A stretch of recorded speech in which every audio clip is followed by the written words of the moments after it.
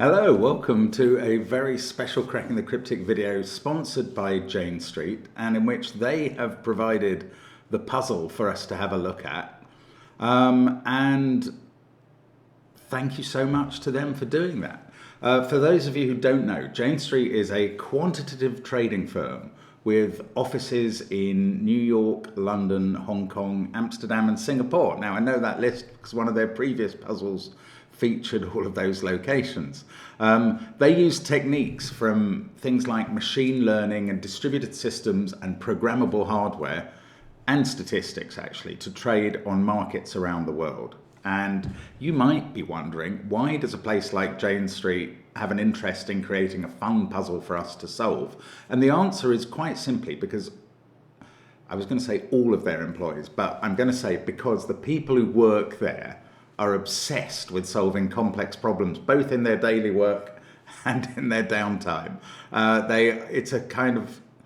It's a very puzzle-friendly firm, and they have a puzzle page where they put up monthly problems, and I will include a link to that in the description field under the video, along with a link to how to play today's puzzle, which is apparently called Funny Money, and I have loaded it up in my URL bar, and I'm about to hit it. But while you are looking at the puzzle page for Jane Street, do check out their roles that they're currently hiring for, because even though they're a financial firm, they don't expect you to have a background in finance if you're interested in joining them. They just hope that you're smart and interested in puzzles and stuff, and they like people who enjoy solving interesting problems. So I imagine that's what we're going to get today. And I am looking forward to giving this a go. And now that I've put myself on this page, where is the page where I've loaded up the puzzle? It's not here because I'm a numpty. So bear with me for a second and I will start the puzzle in a moment. Hang on a second. Right, here we go. I've found the URL again. I'm going to click the puzzle. It's called Funny Money, as we can see, and there's a coin in the O, or a token in the O slot of money. And let's see what we get. So there's a note here. Dear Jane, throughout my life, let me just, no. Let me just check you can see this. And there we go, you can't. There we go. So I will adjust as we go along. Dear Jane, throughout my life, I have collected many special coins. I've decided to give you these 12 coins from my collection and this machine that goes along with them. Can you figure out why I am leaving you these coins from Grandma? P.S. The symbols on the coins are not relevant. Then there's a list of clues. And there isn't a scroll bar. That's strange. Let's tab down or page down. The difference in value, these are the clues. The difference in value of the largest coin and the smallest coin is less than 10. So we're going to have to calculate the value of the coins, presumably. There are at least 2 coins with the same value on the machine. That's slightly odd wording. Oh, is that the machine? Yes, look. Can you see that? There's the machine.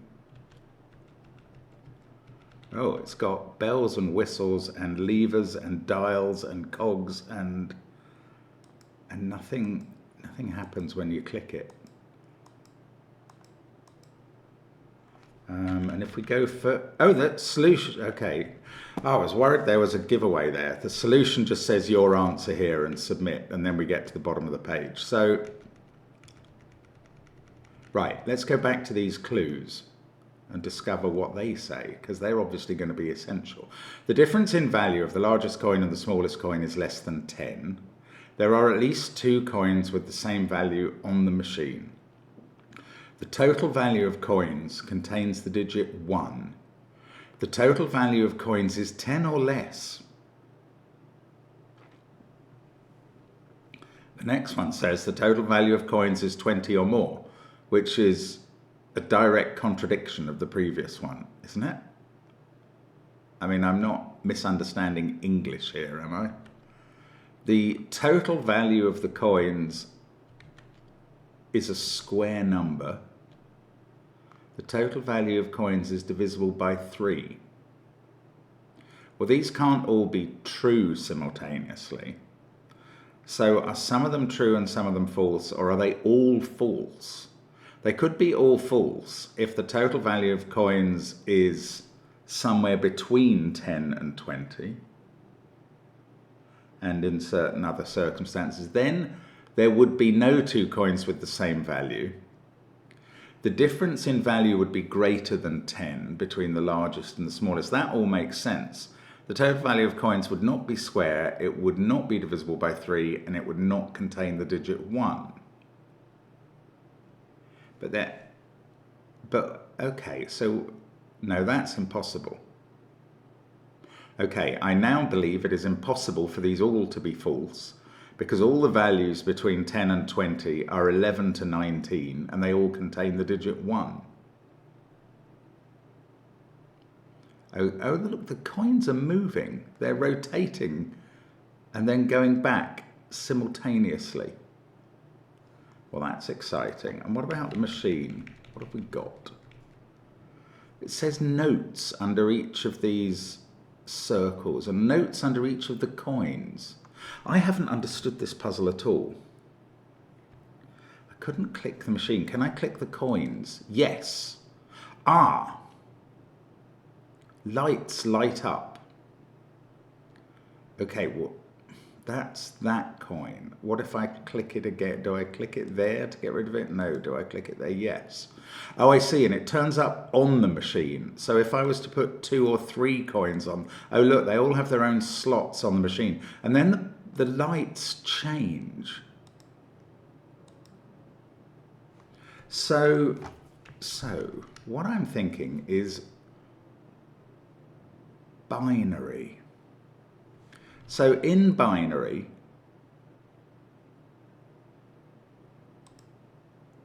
let's just put that, there we go. So this would be presumably 101 in binary, and that would be the number 5. So this coin that I've just put on might have a value of 5.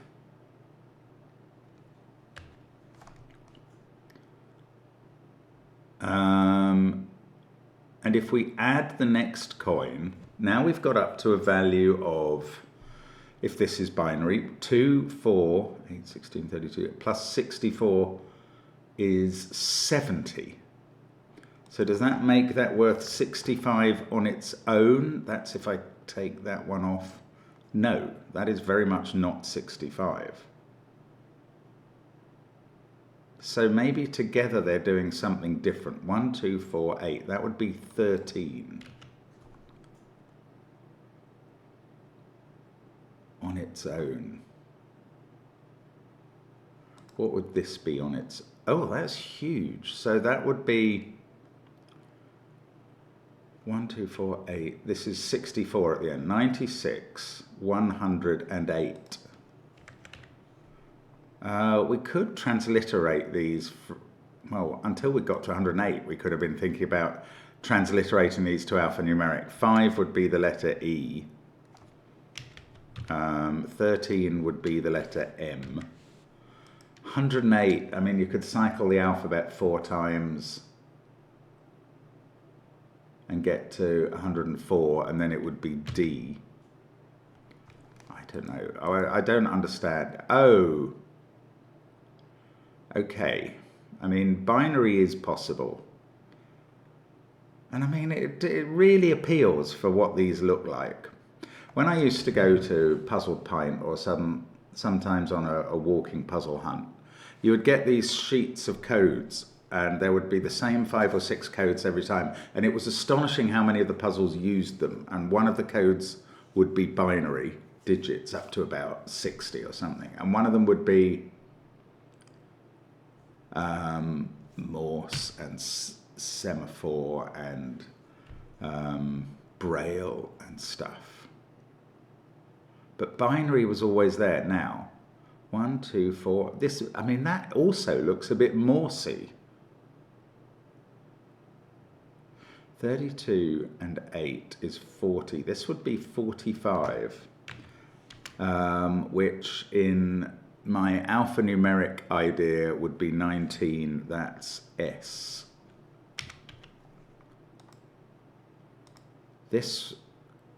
That's the same as the third coin, isn't it? And you see, in Morse, that would be dash dash. So I think that's 108D again. Well, D's and S's, these and are E's and M's, these are plausible letters. So this could be a message. Maybe this is a first message.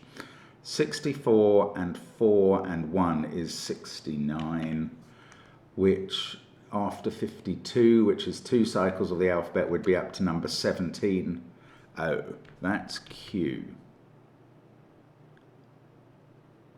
No, okay, maybe not binary then. Let's look at those clues again. What did they mean? The difference in value of the largest coin and the smallest coin is less than 10. There are at least 2 coins with the same value on the machine. The total value of coins contains the digit 1. The total value is 10 or less. Let's put them all on the machine and see what it says, because maybe these clues are referring to the total value of all 12 coins. Sorry, I must keep checking that you can see what I can see on the screen, otherwise this whole thing is valueless. So we've got lit up, not very many, 1, 2, 4, 8, 16, that would be worth only 19. Well, that doesn't make sense as an addition. Do we perform some other function? Well, what about Morse code then? Would this be dot dash, which is, it's the letter A, I think.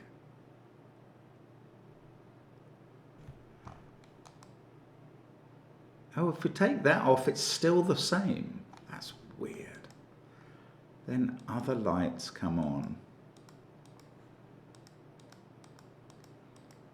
Okay, I don't know what's going on. Morse for that would be dot dot, which is the letter I believe. Dash dot, that would be N. So if that was the case, the message from these initial coins would be IN. Oh, look at the coins. We were told that the symbols aren't relevant. That's not saying that what the coins look like is not relevant, because the coins have different numbers of sides. 1, 2, this first one, 4, 5, 6, has 12 sides. A dodecagon. The next one has 3. This third one has 7. Well, then you've got a circle. How many sides does a circle have? My answer is infinity, but maybe that's not the intention here. Some people will say 1. Actually, there's an old Christmas cracker joke. How many sides does a circle have? 2, the inside and the outside. That's not what we're doing here. Let's say that was 1, actually. So let's put the sides in brackets in our notes. I honestly don't know what I'm doing here. I'm amassing information and not actually solving anything. But there we go. This one is 1, 2, 3, 4, 5. That's a 10-sided coin. And this one is 4. These are all different, aren't they? We've had 12, 3, 7, 1, 10, 4. 1, 2, 3, 4. That's a 9. How do I count the sides? I count them down one half of the coin. Then if there's an extra side at the bottom that isn't symmetrically mirrored, I double and add 1. And if there isn't, I just double. So this one is a pentagon. I don't even need to count the sides. I can just look at it. This one, I suppose, like the circle, we assume that has 2 sides. This one has 6 because it's a hexagon, a regular hexagon. This is a 8-sided stop sign or octagon. And this one is 11. Right, and that makes up the gap. So we've got 12, 3, 7, 1, 10, 4, 9, 5, 2, 6, 8, 11. Well, that's deliberate. Each of the numbers of coins has a different number of sides. Is that an indexing thing? Okay, I don't know what's going on. I need to get some. Okay, I've got something from the coins. I've seen lights on the machine. I don't know what they mean, but I've seen them. What about these clues? Why are there 1, 2, 3, 4, 5, 6, 7 clues?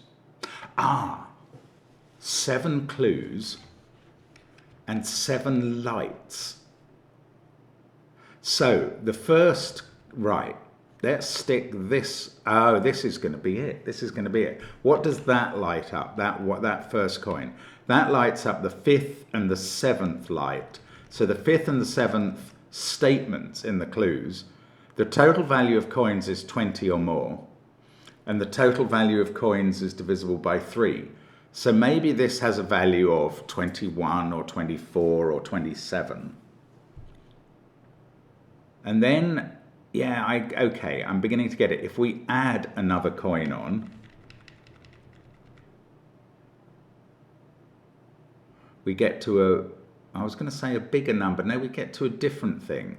So obviously the total value of coins is 20 or more, still true. But now it's no longer divisible by 3. Now it's a square number. And the difference in value of the largest coin and the smallest coin is less than 10. Okay, but hang on, when we put all the coins on, well, that's weird, because the one that I think is the total, sorry, I don't know, can you see the lights? You can. The one that I think is the total value of coins is 20 or more does not light up now. Oh, I mean, I've been actually actively resisting the idea that these are not in the right order, these clues. But that's what, now I'm forced into that conclusion.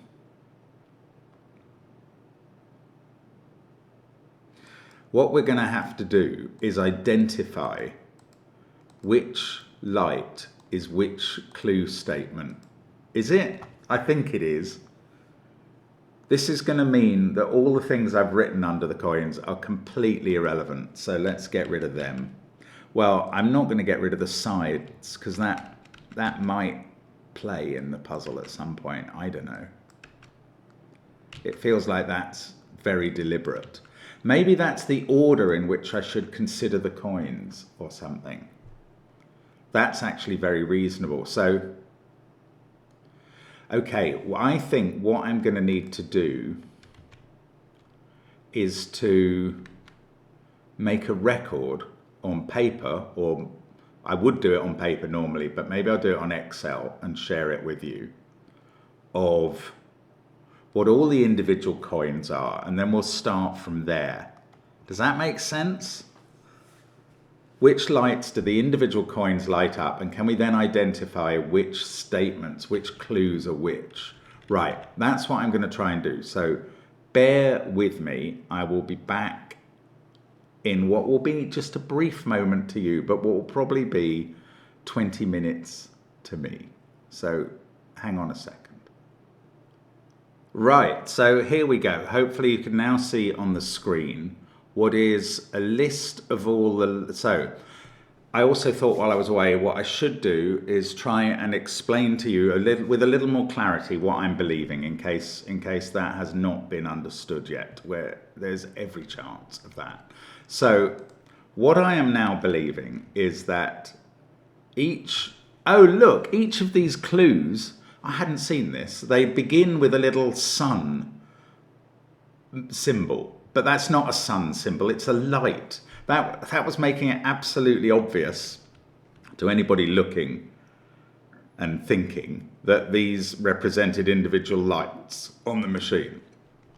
So I now believe that each of these statements represents one of the lights on the machine, that we are going to be able to identify which is which by trying various coins, but at the same time we're going to be using this mechanism to identify the value of the coins, and then we're going to try and somehow derive a message. I don't know how, but a message might be the wrong thing. Maybe we just need the number, the total value of all the coins or something.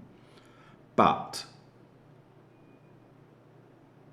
I have prepared a spreadsheet of all the attributes.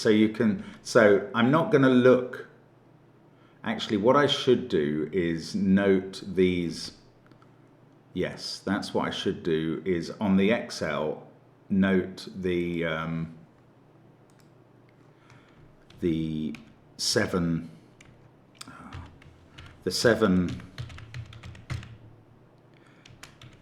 clues. Difference between value of smallest and largest is -10. This is the reason I'm doing it like, oh, idiot. The reason I'm doing it like this is so that we can see it all on the same screen, because otherwise the coins in the machine aren't. 2 coins of the same value, two plus coins of the same value. Not 2 equals, that was meant to be a plus. Total Excel fail.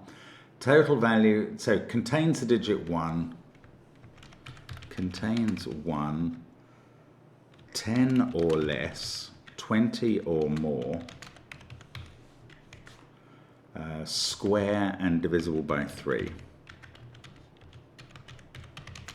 These are the clues. Can we see all of that?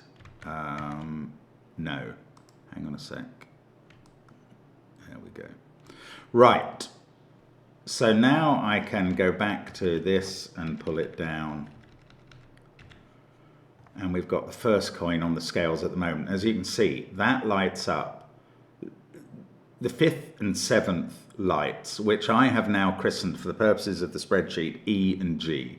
These lights are A, B, C, D, E, F, and G. So I have noted down which the first coin, actually I should put the sides in as well, sorry, 12, 3, 7, 1, 10, 4. This is the number of sides on the coins. And 9, 5, 2, 6, 8, 11. Okay, so what I've also done is to concatenate the sides, and this was for the purpose of finding out where we have occasions where 2 coins have the same value. Now, I don't know that they necessarily have the same value if they obey the statements, but I do know that if they have the same value, they will obey the same statements. So I noticed that there is a DEG and a DEG, so we could colour those yellow. I saw something else there. Oh, of course, coins 3 and 5, we saw this before, are the same light ups. Are there any others? Yes, there's that, AEG. Let's give that a colour. So I'm speculating that these coins 6 and 12 might be the same value because they light up the same lights. Have I missed any others? I don't know, I might have done, but anyway. Those are threats to have the same value. Now,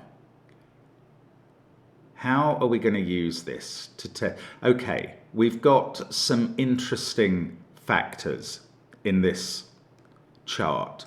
Every coin lights up E on its own. No coin lights up C on its own.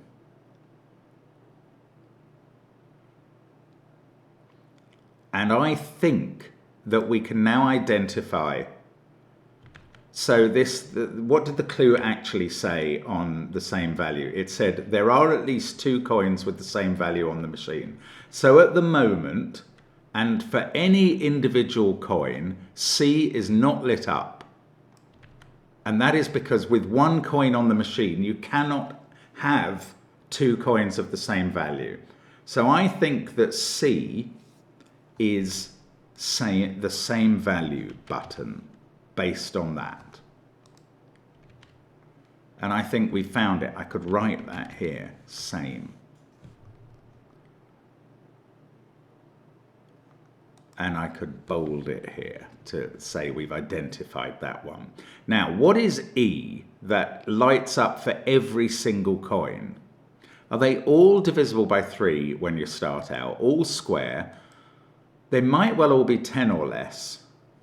Although, wouldn't we have more repeats? Not sure. contains 1. It's possible. Now, what does this mean? Difference between value. That seems like it's not applicable when you've only got 1 coin on. The difference between the smallest and the largest is less than 10. Oh, okay. No. When you've got 1 coin on, that coin has both the smallest and the largest value on the machine.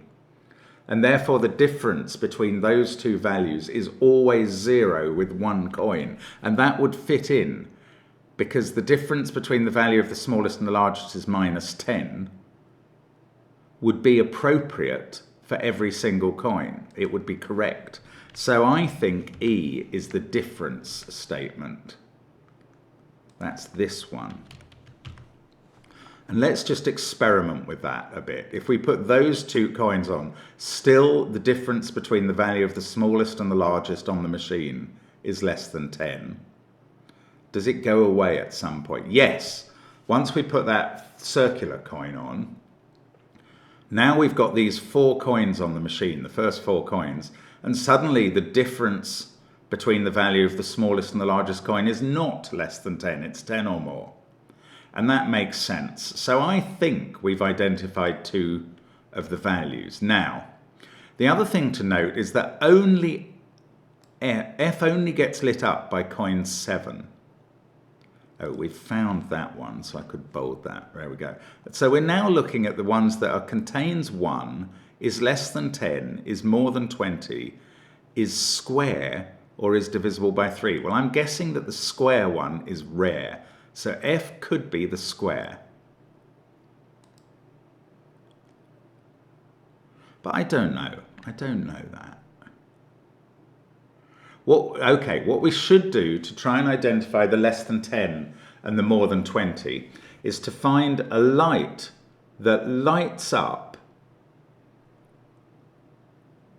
Once it lights up, once we've got to more than 20, then whenever you add coins, it stays on. So we need to find a light that lights up at a certain point when we add coins and then never goes off. So let's try that. So I've put 1 coin on and we've got E and F lit up. Now E has gone down, or E has gone off when the value must have gone up. So E is, well, we knew E wasn't our light because we've identified C and E. Now, D has gone off, so that's not the greater than 20. G has gone off, so that's not the greater than 20. A has come on. Oh, nothing changed there. Nothing changed again. Oh, this is weird. A has gone off, so that's not the greater than 20. B has never come on at all. Surely we're over 20 by this point. It's looking to me like F is the greater than 20. But I want B to come on. B might be Mr. Rare Square, actually. Does B ever come on? Not much. Okay, where does B come on at the start? Oh, with number 3, B is on and stays on and then goes off. Right, I think we can be very confident that F is the greater than 20. With these 3, I'm going to try one more experiment. With these 3, F is not lit up yet. Oh, hang on, that was just what we wanted to prove, by the way. B is on, and then when you add a coin, it goes off. So I think we've proved that A, B, D, and G all cannot be, yeah, G goes off as well. F is the one that stays on when you add more coins. So F is the greater than 20. So it's not the square rare. I'm pretty, oh, sorry, I was meant to be bolding that. I'm pretty confident that that's right. And okay, what that means is there's only one of the coins at the beginning that has a value greater than 20. Okay, good. Now, I want to find the 10 or less. I think that's the other easier one to find. And this will light up, so we'll choose a coin that it's on for. Oh, we don't know, but we've got C, D. Well, C's not on for anything yet. at the start. And we know what C is. Sorry, I've lost my mind. The ones we don't know are A, B, D, and G. And there's a bunch of these. So there's 6 A's at the start, 6 B's just on their own, 6 D's, and 7 G's. And one of them is 10 or less. So one of those, let's start with one that is lit up for, have we got? Yeah, let's start with coin 5, which has got A, B, and D lit up. Now, which one of those will go off when we get bigger? I mean, it might be G that's the 10 or less. We'll check that out. But if it's A, B, or D, one of those will go off when we get our total above 10 and never come back on. Right, B and D have gone off, so it could be one of those.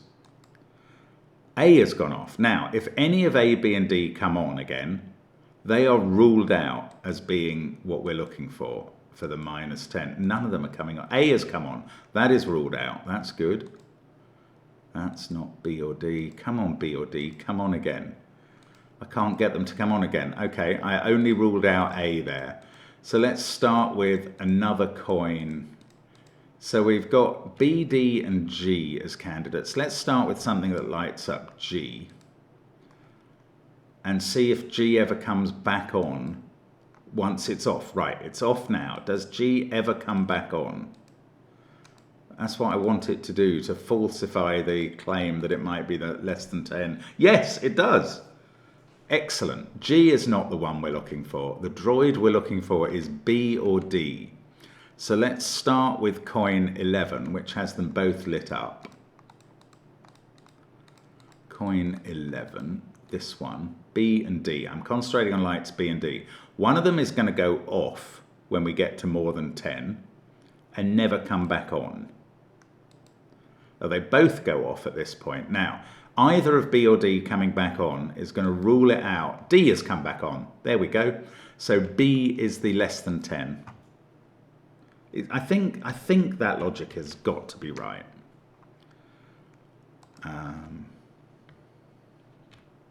Now we've got these 3 slightly trickier ones. Contains 1, square, and divisible by 3 left. And they're A, D, and G. What's rare? That all of them have at least 6. But we know that all of the coins at the beginning have values. There's only one that has a value of 20 or more. And actually, we now know that 6 of them have a value of less than 10. Was it definitely less than 10, or was it 10 or less? It's 10 or less. So these 6 B's are 10 or less. Now, let's start with, but some of them are duplicates. Right, well, I was going to say, how could A be the square thing? Because of the B's, which are 10 or less, there are 3. Are there 3 squares below 10? Yes, 1, 4, and 9. But of course, we could have a repeat. And if G was the square,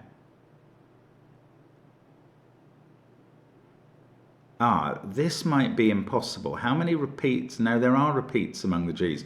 We're allowed 1, 4, 9, and 16, apart from this coin, but that's not a square because neither A, D, or G is lit up.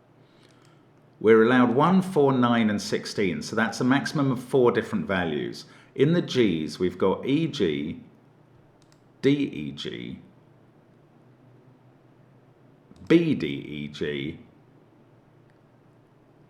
Oh, look, BDEG occurs twice. That is another suspicious possible repeat. Oh, that's annoying, because I thought I was going to get to more than 4 coins that had to be G and rule it out as a square. Do you know what I might do? Well, there's the contains 1. So obviously a number contains 1 if it's either a 1, a 2-digit number that begins with 1 between 10 and 19, or a 2-digit number that ends with 1 11, 21, 31, 41, 51, 61, etc. When we get up to 100 and something, they would all have a 1 in until we got up to 200. But that's a little hard to test. So I want to work on this squares thing. Let's assume that either A, D, or G is the square. No, let's find out which ones are definite repeats. That's quite an interesting thing. So we've got coins 2 and 9, and we've got a button that's going to light up if they are the same. They are. So 2 and 9 are repeats. Yellows are repeats.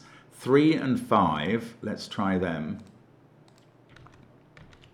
You can still see this. Yes, sorry, I should push my screen up there. There we go. 3 and 5 are the same. So greens are repeats. There's also 4 and 11, which could be the same. Yes, they are the same. So reds are repeats. And then there's 6 and 12, the blues. Oh, they're not the same.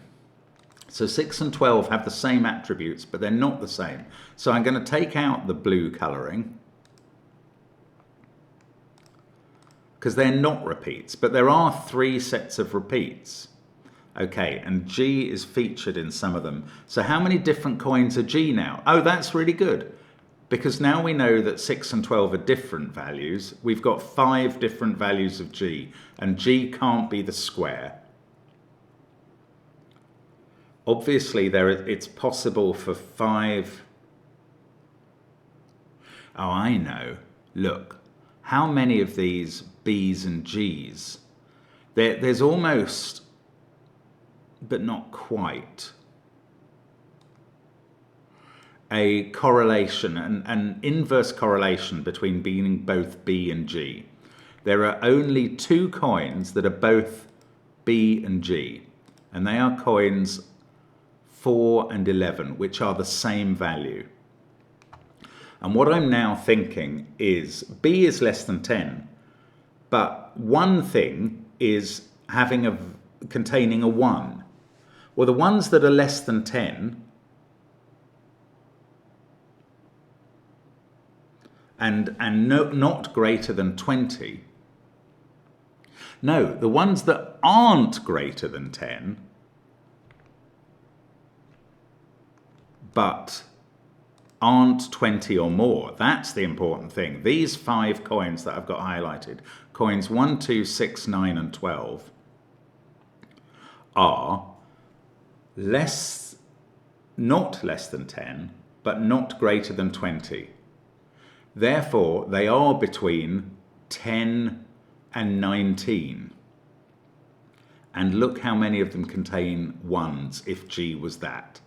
I think G contains a 1, because that is a correlation that I can really get involved with. The only 2 other G's, which are less than 10 and apparently contain a 1, are the same coin, numbers 4 and 11, the same value. So G includes 1. And I'm very confident that's right. Very confident. More confident than I was about one of the others earlier. And they all seem to be working. So G means includes 1. Now, A and D we have to allocate between square and divisible by 3. Do you know what I'm going to do? I'm just going to see what comes up more often. Actually, I should fill in the information we've got. -10, 20 plus, and includes 1. And I think these notes are solid. Right, now I'm just going to fill in random collections of coins and see which of A and D comes on more often once we get a few coins on. Because 1 is square and 1 is divisible by 3. The divisible by 3 should come on at an average of every 3 coins. Right, A has come on. And the square very rarely, once you get a decent value of coins going on. A has come on again. Not in the finish, but taken a couple of coins off at random. A's on again. And D is very rare. So D is the square and A is the divisible by 3.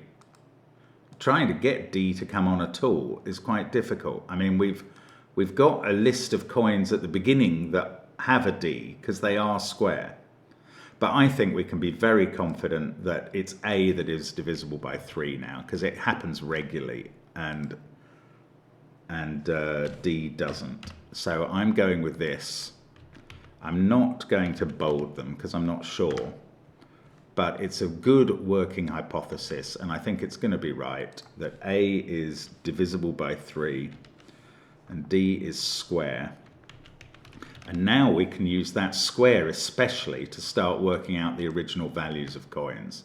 So we've got coin, I mean, there are 6 coins that are apparently squares, but actually they're 3 repeats. They're yellow, green, and red. So coin 2 is square and includes a 1. So it's 1 or 16, but it's not less than 10. So it is 16. And coin 2 is the same as coin 9.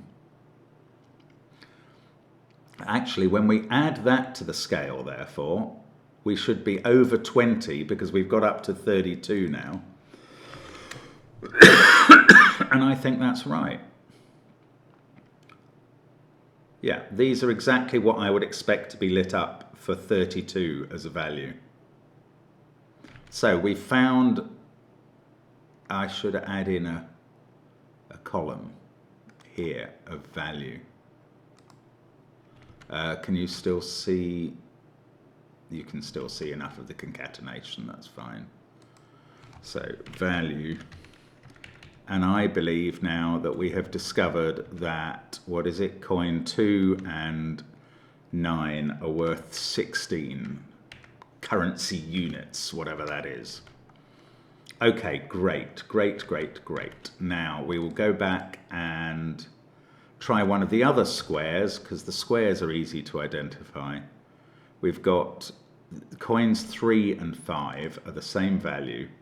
They are divisible by 3, but they're less than 10, and they're squares. So what square is divisible by 3? It must be 3 times 3, or some multiple of it, and we're less than 10. That value is 9, and that applies to coins 3 and 5. I mean, that is definitely going to be right, I feel.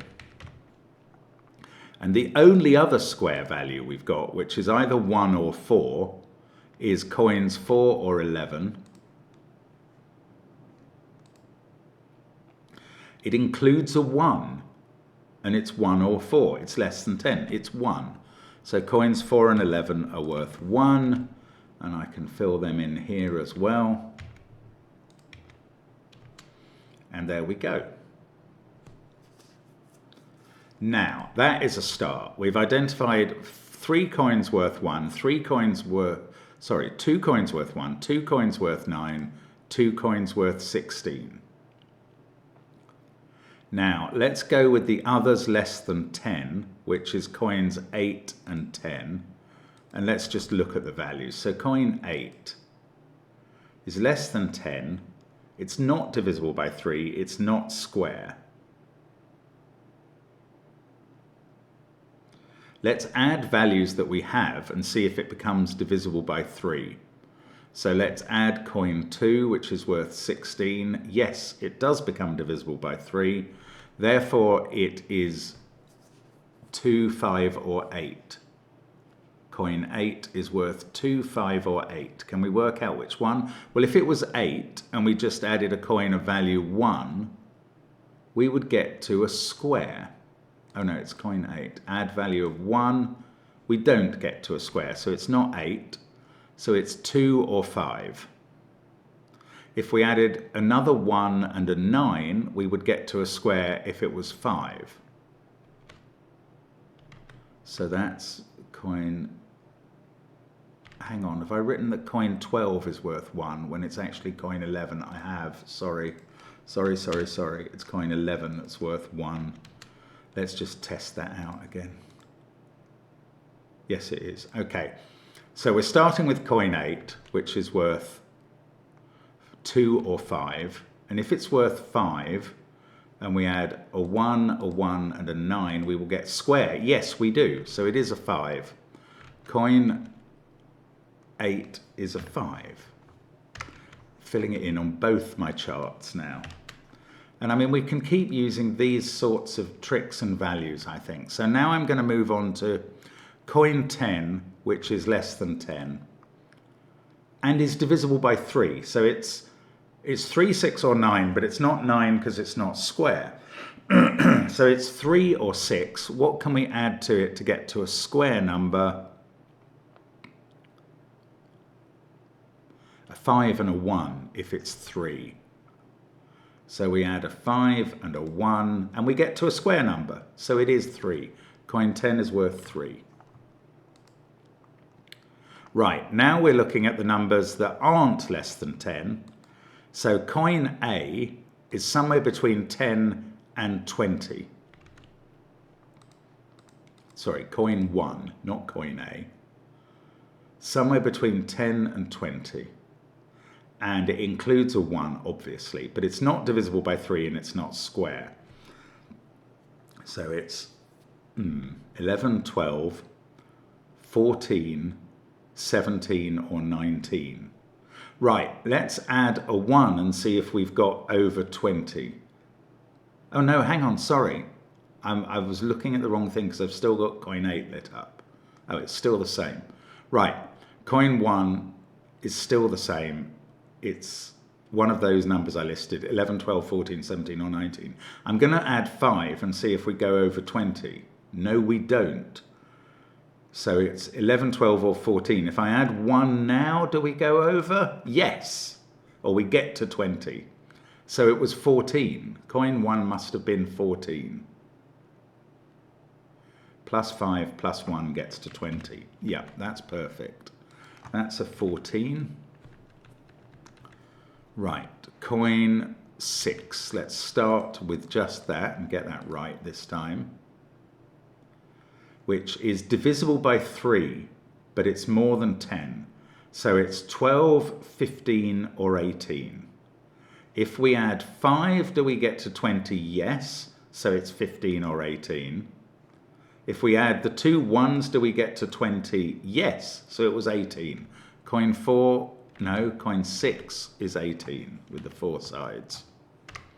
Right, we are getting there now. So I've got 2 more coins. I've got coin 7. Oh, that's the 20 something. We'll come back to that. We'll do coin 12 first.